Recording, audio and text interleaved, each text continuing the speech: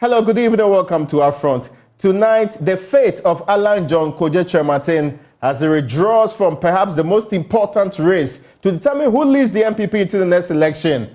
We'll be delving into that with the man who predicted how Alan Kyerematen and others were going to fare in the just ended election.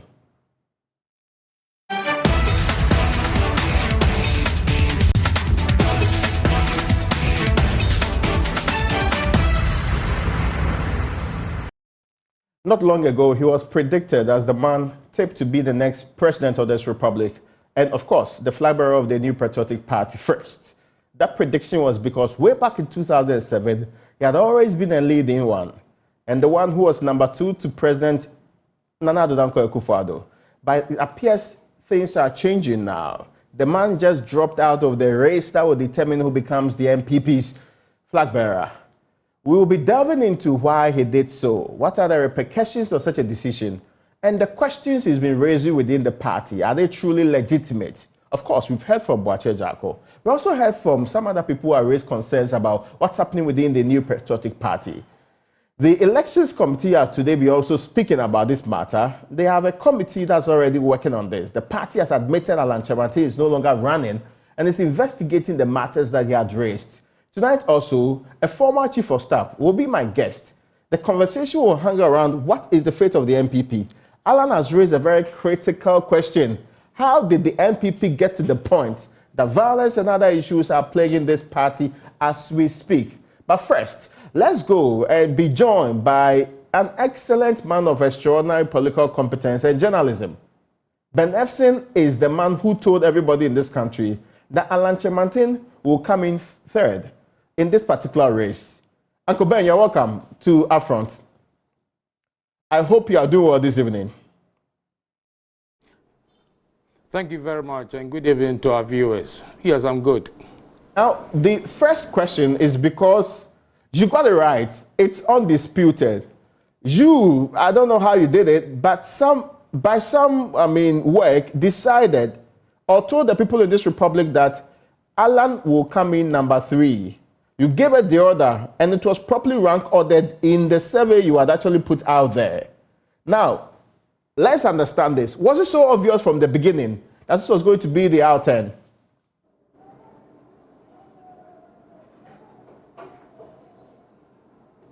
Thank you very much. I'm currently completing my 7th book on Ghanaian elections, which will be due around early October. And I've been working for about a year on the MPP flag bearership race.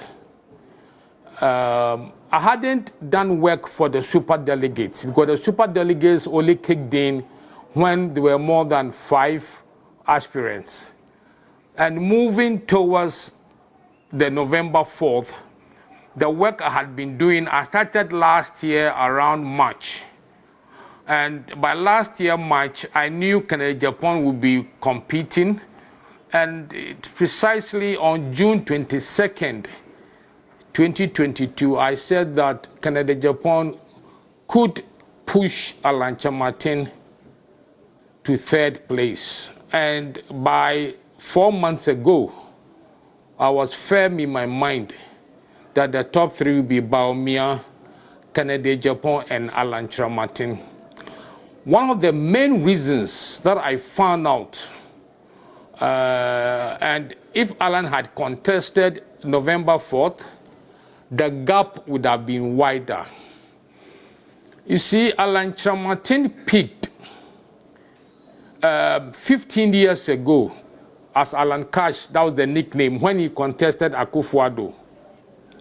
Moving on, in the last 15 years, any delegate who is about 30, 35, let's say 30 years now, was 15 years when Alan Kyerematen peaked.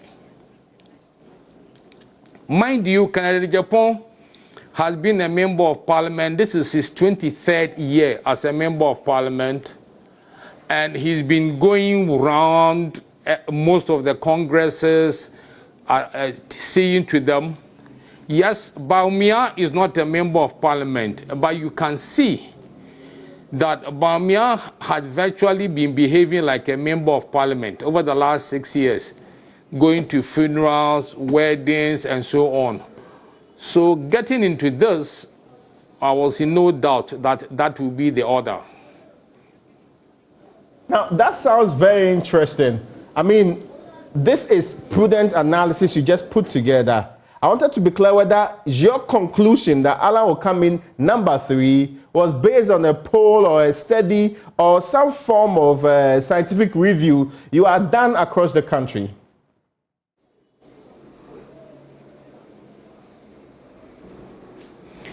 You see, what people don't know is that doing internal polls of political parties is more difficult than national elections. In internal polls for parties, you need to identify the delegates, and then you talk to them. What I did with regards to the MPP thing was to focus on Ashanti, Eastern, Greater Accra, and Central. Ashanti and Eastern, because these are the strongholds of the NPP, and Greater Accra and Central, these are 2 of the 3 swing regions. Then I did some polls before the election of new executives. I can tell you exclusively that before the poll, Bawumia was about 55, 57. After the election of executives, Bawumia had gone past the 60 mark. Kennedy too had increased after the elections, which means that these two, Bawumia and Kennedy Japan, had sponsored some of their supporters to be elected as potential delegates. Alan had been constant. So moving towards November 4th, every 3-4 months, I was getting the same figures, 1, 2, 3. So when the super delegates kicked in, because there were more than 5 aspirants, I was very sure, I'd done it for about a year and a half, that this would be the top 3. I was so sure about that. So if the man complains about intimidation, and even giving the indication that, listen, this was rigged in some form right from the beginning, it was pretty obvious by one person who was actually put ahead of the race, and it ended up that way. You are saying that the indications before the election showed that delegates were tilted towards the first 2, and not necessarily that the exact election we had problems in it. Is that what you're saying?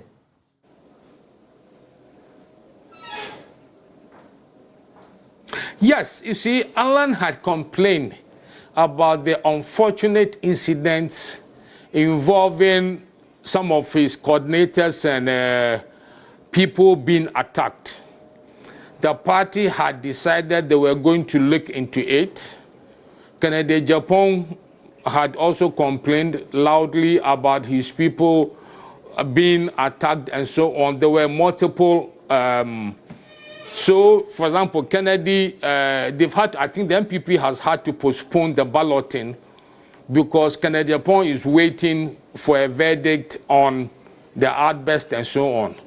So I would have thought that Alan could have perhaps asked the party that pending the outcome of the investigations you are doing, please hold on the balloting and let's see. But straight ahead, declining, I will not be surprised if Alan decides to contest as an independent presidential candidate on 4 December 2024. Very issues he had raised are legitimate issues. Mindful of the fact that your indication was that prior to the election, indeed, the minds of the people were not to make him number 1.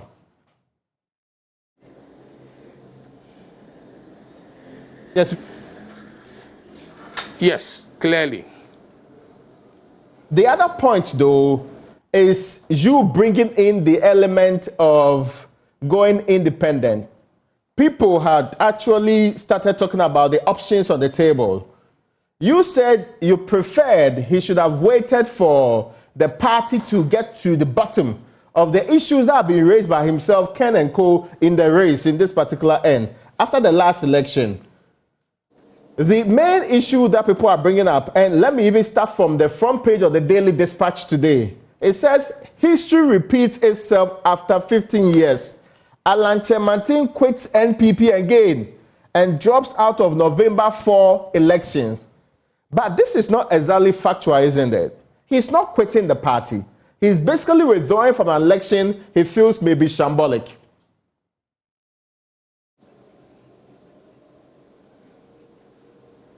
You understand me? If he intends to go as independent presidential candidate, he will have to resign.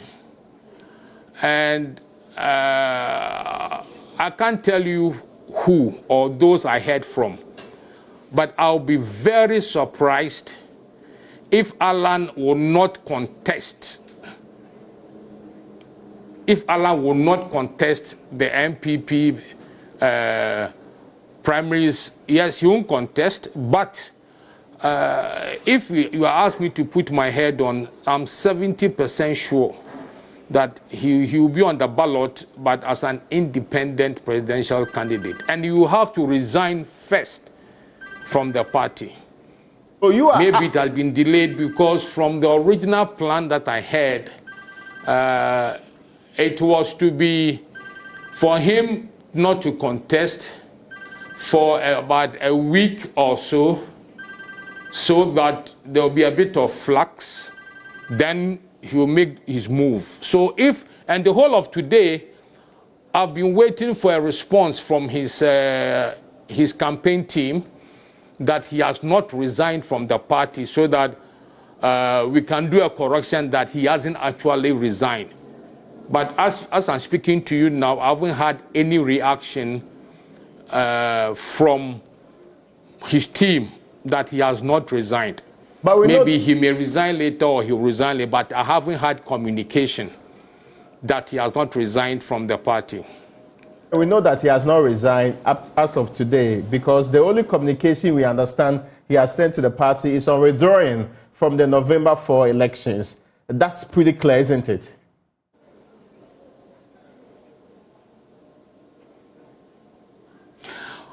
Oh, yes. I think maybe my story had preempted the decision to resign and go independent. As I'm saying, if his team comes that Mr. Kyerematen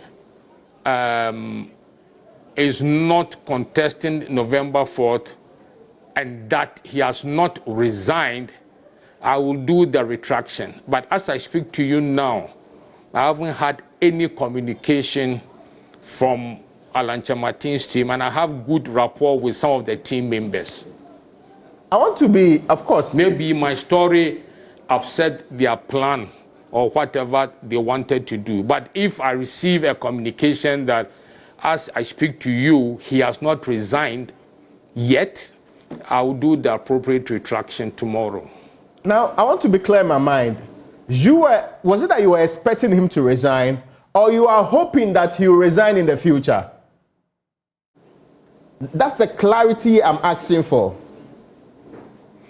My intel was that once he indicates he has withdrawn, he was supposed to have submitted the letter last night. That is why I put the story out.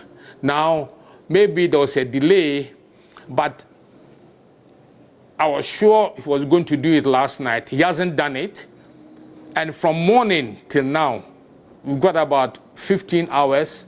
I haven't had a reaction from some of his team members I know well that, Ben, your front page is incorrect. Alan Kyerematen has not resigned. I haven't heard anything from them, and I've been looking out at the media outlet, and I haven't heard any reaction from the team that Alan Kyerematen has not resigned. So I'm sure you know where I'm coming from that I don't know if Joy has received any statement from Team Alan that he hasn't resigned yet. Have you received any communication to that effect? What we have so far, Uncle Ben, is that the MPP officially writing and talking and accepting the withdrawal from the November 4, 2023 presidential primaries. Indeed, the letter says that the leadership of the New Patriotic Party hereby acknowledges the receipt of a letter dated September 5, 2023, signed by Honorable John Alan Kyerematen, and the contents therein are duly noted. We note with regret Honorable Kyerematen's decision to withdraw from the upcoming presidential primaries. It is worthy of note that both the Elections Committee and the Disciplinary Committee have initiated comprehensive investigations into the reported incidents of violations and infractions that are alleged to have occurred at various voting centers during the super delegates election, which was held on Saturday, August 26, 2023. We wish to reassure stakeholders and the general public that the reports of the aforementioned committees will be made readily available, and persons who may be found culpable of any wrongdoing will be held accountable. So this is what we have seen. What we noticed in this letter is that they have admitted receiving a letter indicating he's withdrawing from the race. They find it regrettable, but they are saying they are going to work on the infractions and put out 2 reports from the various committees working on this. There's nothing here in detail that suggests that they have received a letter of resignation or an indication of resignation from Mr. Kyerematen. I hope you understand me, Uncle Ben. Well, yes, I concede that point, but isn't it odd from your angle that if a paper has written that Mr. Kyerematen has resigned, and after 15 hours, his team has not come out that we've seen a publication that Mr. Kyerematen has resigned. He has not resigned. So I'm waiting. Anytime there's a reaction from the team Alan that he has not resigned, because my intel was that he was going to present it overnight.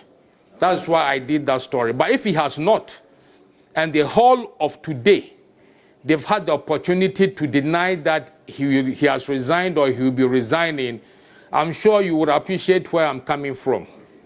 So I want us to proceed. And it was interesting you brought in, and I want to know why you had to do that.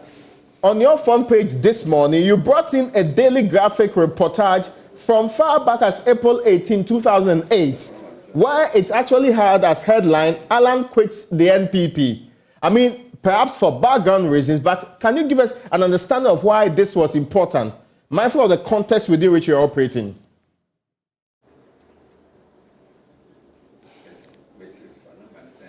With due respect, how old are you? Very old. I mean, many people admit and assert to that.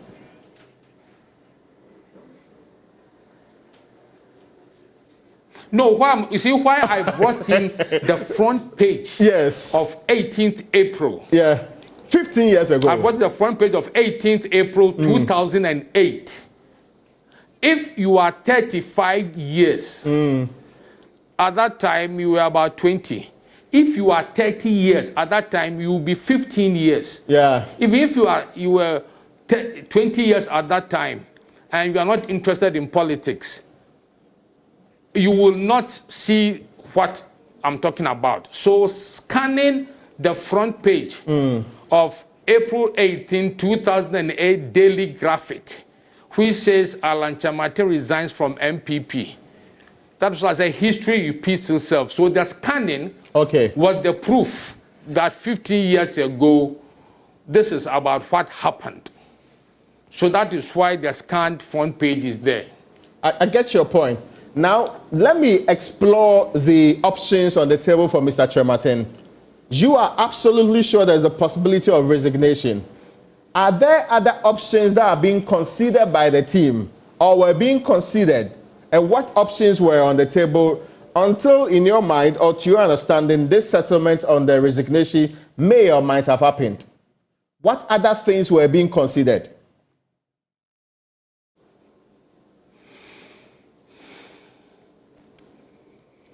I think that Mr. Kyerematen had made up his mind to leave and go solo because if I'm sure he had petitioned the party that can you please hold on the balloting for the positions for November 4th for at least 2 days so that I can have an idea what the party has done towards the complaints we made on the attack of some of our people. I'm sure the party would have granted that. But declining to take part in November 4th, it fell in tandem with what I had picked up. You know, you do a story and you don't wait for the triggers. You have to be careful. Because the person who told me was sure, and I said, well, I'm sure Alan is a very senior member of the party. He may ask the party maybe for a delay because November 4th is far away. He may ask the party for a delay of 48 hours for them to conclude whatever they will do to avoid a repetition of agents of candidates being attacked. And the person said, well, Ben, I can tell you for a fact that I don't think that Mr. Kyerematen will take part in November 4th. Then I had my own, at the back of my own mind, I had a feeling that given what happened in the super delegates of less than 1,000 people, November 4th of over 200,000, the gap may be, you know, you will have Bamia and Kennedy, and there'll be a big gap. That, I think, was what went through my mind when I realized that he may think, you know, if I put myself in his shoes and, you know, Allah will be 69 next year, this will be his perhaps last opportunity, and then him losing, getting maybe 10-15% of the 200,000 delegates, because I'm sure if Alan, as a senior member, had asked for a delay of 48 hours, I'm sure the party would have granted it. I very much would like to explore this matter with you. So I'll be glad if you could give me a few minutes to bring in former Chief of Staff, Kojo Mpiani, for some comments on what's been happening within the party. I'm very glad to just give me a couple of minutes so that Uncle Ben, I'll come back to you in a moment. I am bringing in the former Chief of Staff, Mr. Kojo Mpiani. Chief, you're welcome to our front. Thank you. Thank you. Chief, I mean, you've done politics for a very long time. You were in the Parliament of the 1979. Your experiences with Abbas, you've been Chief of Staff. You've been, in times past, very political opponent. And you have been rumored openly to have some support for Mr. Kyerematen. Were you disappointed when you withdrew from this particular flag bearership race? Well, I don't know. I really don't have to know why he withdrew. Maybe if he's able to explain it to me, then I may be able to give a proper comment on that. The reasons, Chief, he gave was that they have... I'm not talking about the reasons, that public reasons. Okay. So there may be some reasons, you know. And maybe if I had the opportunity to talk to him, then in politics, the official public thing may not necessarily be the real reasons why somebody might have taken such a decision. There may be some other reasons which the person may not wish to make public, you know, but if he meets somebody, he can confide in that person. If I know the real reason why this action, then I may be able to have a proper comment on that. I get your point. Because the expectation was that people like you are very influential and that ideally you would have been consulted one way or the other. I get the impression from what you're saying that you had no idea that he was going to take this move.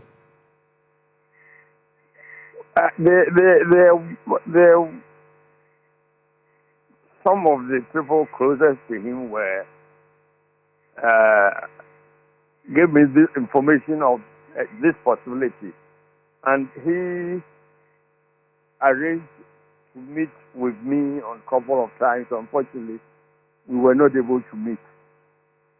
So maybe if we have met, he might have informed me about what he intended to do and the reasons for doing it. At that stage, if I had any advice, I have given my advice to him as to whether it was proper for him to do that or it wasn't right for him to do that. People are raising concerns about how the election ran. He is concerned that there was a lot of intimidation. He's also concerned that it was skewed right from the beginning to favor one person. You are a member of the national elders of the party. I presume so because I've known you to be previously. Yes, I'm a member of Council of Elders. Yes, brilliant. The member of the Council of Elders. Are these legitimate concerns that ought to be taken up? You see, there's something, I believe there's something wrong with our party as it is now. You know, you go into a competition of this nature, people have expressed interest in it, then you see some sort of a concerted effort of officialdom supporting one person. It's not good for any party. Definitely people will support, even if you are a minister of the, you have your support. But when it becomes something like a concerted effort to do that, you are not doing anything good for the party. I think that thing was very wrong for the party. And I'm sure the party is going to suffer in future for that. I mean, why so? The presumption is that there was a general support for a certain candidate, and that was reflected across the length and breadth of the country. And that is what those who came out boldly were reflecting the views of the masses of the party. Exactly why would that be a problem, sir? You see, if you want to talk a general support, in other countries like U.S., they will ask the constituency to vote for all the candidates. And the person who wins in that constituency, then the chairman or whoever is representing the constituency will go and say, this is our choice. It's something, if we really wanted to believe that we had that sort of general support, I believe that's what we should have done. Because sitting back and saying there's a general support, I didn't see it that way. I'm telling you what I think is wrong with the way we approach this whole exercise, which I believe will not be good for the party. What are the repercussions if you see ministers of state, CEOs, leaving their jobs, following the vice president, that this is our candidate, and nobody is telling them they should go back and do their work. What picture is it giving, painting? It's showing that officials don't support him. If you get the chairman of a region, the vice president goes round to campaign. Yes, it's the chairman of a region. You have to take him round. But if you take a microphone and go around asking people who do you support, don't you support it, it's good for the party. Probably the people support him, but the way you are handling it is not good for the party. This is my concern. So do you believe the combination of these factors indeed led to what Mr. Kyerematen calls skewing of the election in the direction of one candidate? I don't know. Maybe that's what he's saying. Maybe. I haven't discussed with him, so I don't know. But I'm telling you what I saw, which I think is wrong. You also... For a political party. Yes, Chief. I'm sorry, you're making a point, and I seem to have intervened needlessly. I say it again. I didn't hear you well. Yes, I said you were concluding a point, but I didn't get that point. You were talking about it was wrong and that the political party ought to do something. And forgive me, but I didn't get that point. I'm telling you what I saw, which I think is not good for a political party. What are the repercussions of engaging in this conduct where officials... The repercussions may be, some people may be disillusioned. At the end of the voting, they may even go and vote. And I remember when the National Council met and took a decision to spread this election across the 70 regions, I attended that meeting. And I told them that we should act as a political party. Because if we don't take care and you form some issues, you may get what you want there. But at the end of the day, you may not achieve the ultimate. You know, look, I was at a meeting. Somebody drew the attention of the party that under our constitution, the constitution says that the National Council should determine a place and a time for an election. Read the constitution. And then the secretary of the party says where he has raised a constitutional issue. So the party legal advisor to advise on it. The legal advisor says that, well, that is true. But there has been a precedent. So the party can act on the precedent. I had already to ask the advisor. I said, I'm not a lawyer, but how can we depend on only one precedent? And he said, in legal terms, yes, you can do that. But then I sat down, left the place. Then I said, but this can't be right. After all, the precedent the man is referring to was wrong.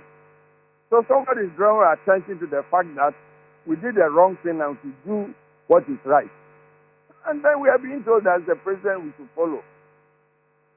And where I saw a group, the people in the room, saying that we should go according to that, some of us raised issues like the cost involved, and also when there was another issue of that, instead of voting for each one, we should vote preference, 5 preferences. Have one ballot preference, so that you avoid having a runoff. Nobody was prepared to listen to that. If we get to that stage, we have a runoff. And then there's a runoff. And then the same council is trying to go contrary to what the Constitution says. These things are not good for any party. I believe there's something wrong with our party. We need to sit down and look at. Is it a step? I don't think it's good for the party. Is it a step in the right direction then that the party says 2 committees are currently working on the actions that happened during and after the election, that's the superdelegates elections, and will come out with their own reports? In fact, the belief from Mr. Ephson is that maybe Mr. Kyerematen shouldn't have withdrawn from the election, but should have waited for the outcome of the various committees before he decided to withdraw. At least it would have been clear whether the party was acting on it or not. I seem to agree with him, maybe on that basis. What the committee, I'm not aware of it. If the committees are being set up to look at these issues, yes, I think, and let's see what the committee comes up with.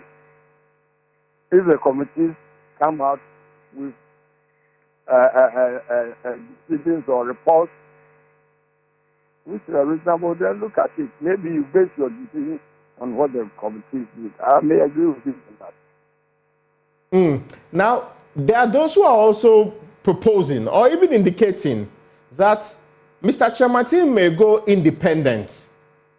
Would it be a dangerous move or it will be a step in the right direction? I don't know. I don't know what he intends doing. So I don't want to comment on, but the only thing I can say on that is if he goes independent, don't let us forget that I'm sure he has some support in the party. And he withdraws votes away from the party. That's what you should bear in mind. Definitely he has some support in the party. And if he goes independent, by all means he will draw some support of the party, he draws support away from the party. So the party should have to look at those issues. How did they mend fences now? Who should be reaching out to Mr. Kyerematen now? Who should do what? Be reaching out to Mr. Kyerematen as we speak. I don't know. I don't know. The party, I don't know. The party have other people outside the considered groups, and maybe they should ask some of them, maybe talk to him, find a way out of it. But I don't think what is happening is good for the party in 2024. Find a way of resolving whatever issues we have in the party. Well, of course, you're on the road, so I would have to thank you so much for your time this evening, Chief, and for the wonderful thoughts you shared with us. Kojo Mpiani was former Chief of Staff under President John Kufuor. He's also a former Member of Parliament, of course, and if you have known his politics in this country, he's a very active member of the New Patriotic Party. There's a National Council of Elders, and he's one of those elders in the New Patriotic Party today. Many thanks to you, Chief. Now, I did tell you that I was having the conversation early on with the pollster Ben Ephson. After this break, we'll continue with that wonderful gentleman from the Daily Dispatch. You welcome back to UPfront. Just gone by was a conversation with former Chief of Staff Kojo Mpiani on the happenings within the New Patriotic Party and also about the withdrawal of the man Alan John Kojo Kyerematen from that flag bearership race of the NPP. And the latest development today being that the NPP decided not to do their balloting for the rest of the four who are supposed to contest the final race for who becomes flag bearer of the New Patriotic Party. Now, if you take it beyond Mr. Kyerematen, of course, Mr. Mpiani, who would have been speaking to, the very first conversation, that illuminating conversation we'll be having on this network, has been with pollster Ben Ephson, the boss at the Daily Dispatch, because he had a very catchy headline this morning, indicating Mr. Kyerematen has left the NPP, not only withdrawn from the race. He's been insisting to me that has not changed to his understanding because nobody within the camp of Mr. Kyerematen has really gotten to him and asked for clarification. Even though we've seen the NPP statement indicating clearly that Mr. Kyerematen is withdrawn, they have accepted and noted that, and that there is a committee or two committees trying to fix or bring solutions to the very issues Kyerematen had raised in his resignation letter, which are intimidation and issues. I actually have been having conversation with Mr. Mpiani on this particular one. Let me bring the very tail end of that conversation I had with Mr. Mpiani to Ben Ephson, who is still with us. Uncle Ben, I'm absolutely grateful to you for staying with us on this one. There's a question, though, that appears very, very important now. You are saying the man may go independent. What are the repercussions of going independent for the party NPP? Is he going to take a block away? Some are even reminiscing a possibility of going back to 1979, where you had UNC and PFP, the Pawuli and Vitosu blocks of the parties going into that election, making Liman president of the Republic of Ghana. Is the NPP going to be divided?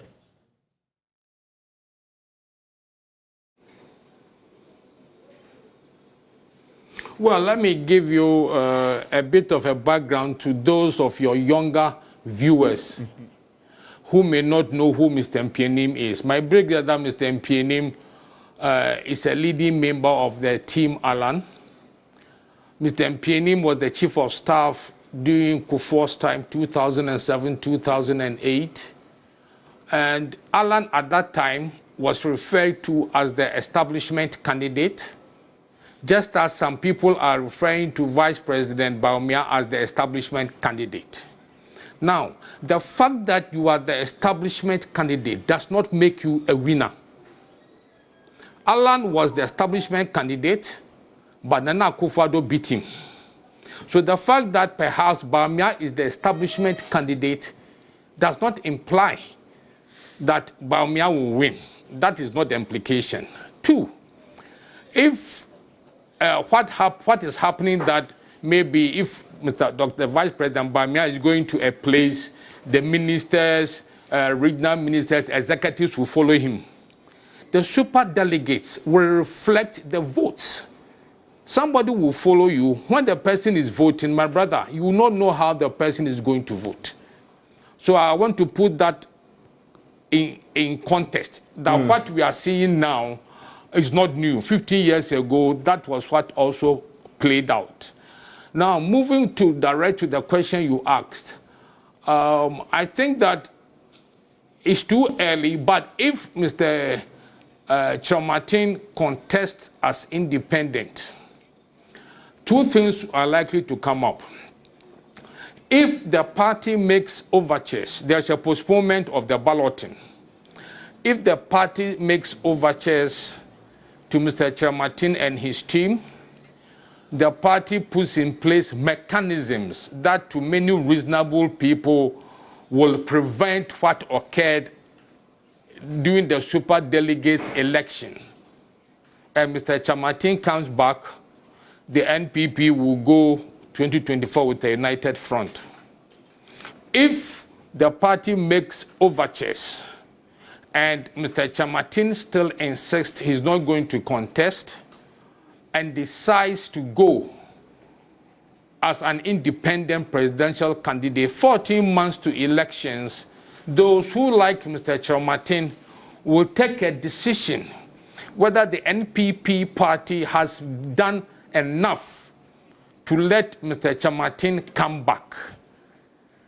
If they decide that they've done enough and Mr. Kyerematen has not come back, they will vote for whoever the NPP elects on November 4th. But if they think that the party has not done enough to let Mr. Kyerematen come back, they won't vote for the NPP candidate to be elected on November 4th. So the attitude of supporters of Mr. Kyerematen will depend on how the party reacts to solving Mr. Kyerematen grievances. Mind you, some people are basically first and foremost MPP supporters, and then they support different people at any given time. I get that clarification on the very analysis which is likely to play out in the election going forward. I mean, to Mr. Mpiani, this may have a very deliberate and huge impact on the party because Mr. Kyerematen may pull out a certain grouping from the party. And this is also what you've referenced. And you say that depending on the person's allegiance, be it to Mr. Kyerematen or to the party as a whole, that's likely to play out. Many say he will be considering a comeback in the future. That is, depending on how the election 2024 goes, he may not withdraw from the party, but may seek to be the flag bearer of the party after 2024. Is there a real likelihood that this is likely to happen and not he withdrawing from the party and contesting as an independent candidate? Uncle Ben.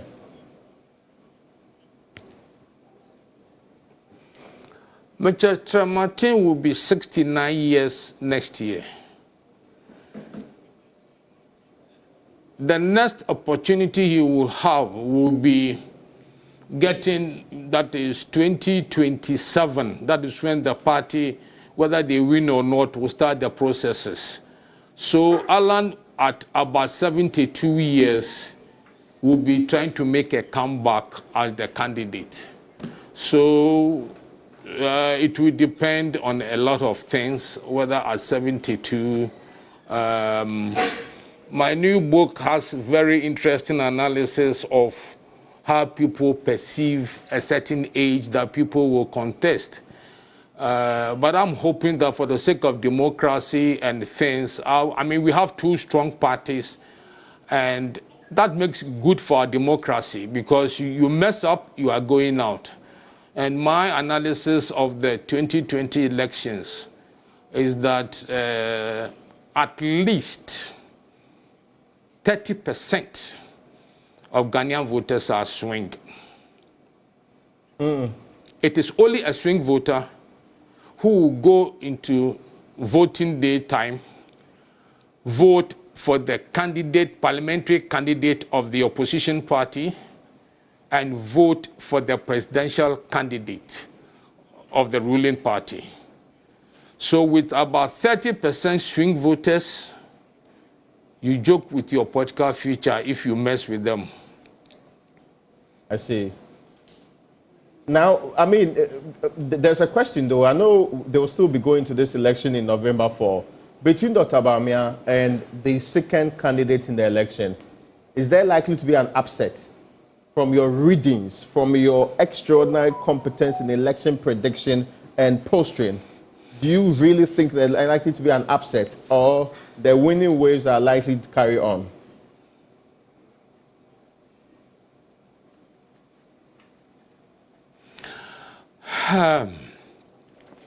If you ask me 2 weeks to vote, I'll be able to pinpoint. Okay. But if Alan Kyerematen stays out, that means his party will give a direction to who his followers should vote for.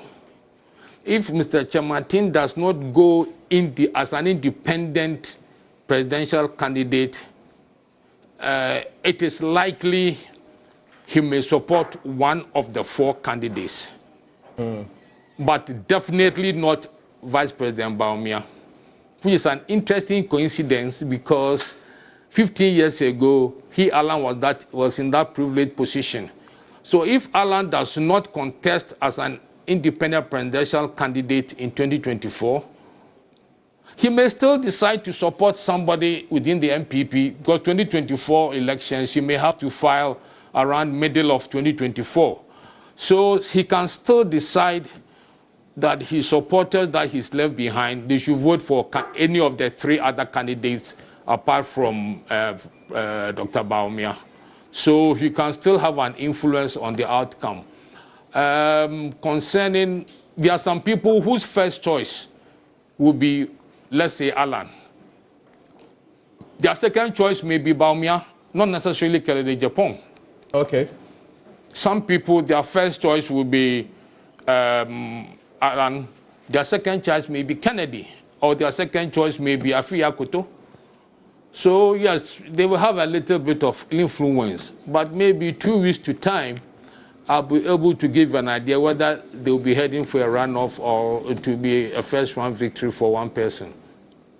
The other point that was raised by Chief Kojo Mpiani was that the party is on the wrong pedestal on this particular matter, and that it appears that the party is not putting in the right systems to deal with grievances that are supposed to be dealt with the way they ought to be dealt with. Because you had referenced the happenings in 2008, when you put it side by side, of course, 2007, right from Legon and the very things that happened before that, when you put it side by side, do you think what is happening is coterminous to what happened at the time in terms of people purportedly from within government circles coming out openly to support candidates, ministers deciding to join the vice president on rounds, as the former chief of staff has actually pointed out, and also what Mr. Kyerematen considers to be skewing in favor of one person?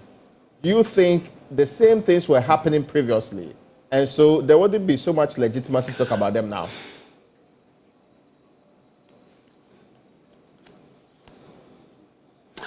You see, 50 years ago, Mr. Kyerematen was the establishment candidate. Yet he lost to Nana Akufo-Addo. The fact that Bawumia is the establishment candidate, so to say, does not mean that Bawumia will win because he's the establishment candidate. Bawumia may have done well in the super delegates because he had worked hard. 2007, when Alan was the establishment candidate, the results prove a point. The fact, if you are a minister, if you are a party chairman, and you are following the establishment candidate, you have 1 vote. Mind you, you are talking about, I don't think that there are ministers and party officials who are more than 10,000 nationwide. For this, you are talking about 200,000 people. So Alan is a living example that in 2007, when he was the establishment candidate, he did not become the flag bearer. Okay. So granted that they are right that Bawumia is the establishment candidate, there is no guarantee that he will be the flag bearer. It puts on the hard work one puts in. So yes, I'm sure the party will want to avoid repetition of division towards 2024. The party will find out how they can put in measures for those who are aggrieved to feel comfortable and come on board. So yes, Alan says he's not contesting because of A, B, C, D. I'm sure the Council of Elders may decide to meet and give themselves maybe a week or two to see what can be done to assuage the reservations of Alan and try and bring him back to take part in the balloting. It's never too late. There's enough time for that to happen. Now, I'll be asking you for your final words, and because, I mean, you have done a lot of work on the NPP's engagements right from the beginning. You have actually, you got a spot on when it came to the ranking of the first three in the last super delegates election. They are preparing to go into a major one, but the ultimate aim is the 2024 election. Is it really the case that the outcome of these flag bearer elections within the NPP will affect their chances, as is being speculated, going into the 2024 election?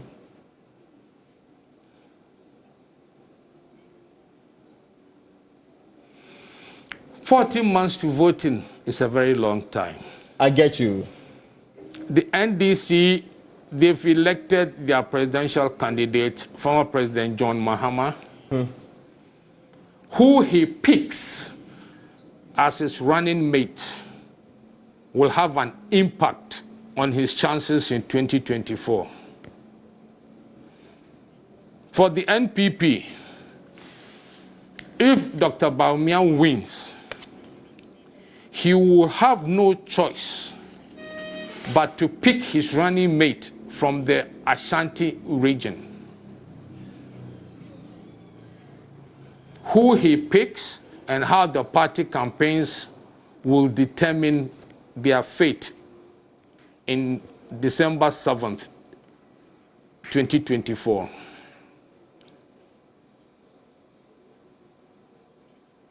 That's a very interesting conclusion there, and I'm grateful to you, Uncle Ben, for joining us this evening. I'm also grateful to you, former Chief of Staff, Kojo Mpiani, for your wonderful words you joined us with on tonight's edition of UPfront. It's still a very interesting time within the New Patriotic Party. We sure will be following and bring you the latest updates. The news is up in about 2-3 minutes from now. It's exactly 7 o'clock. But for now, many thanks to you for joining us on UPfront.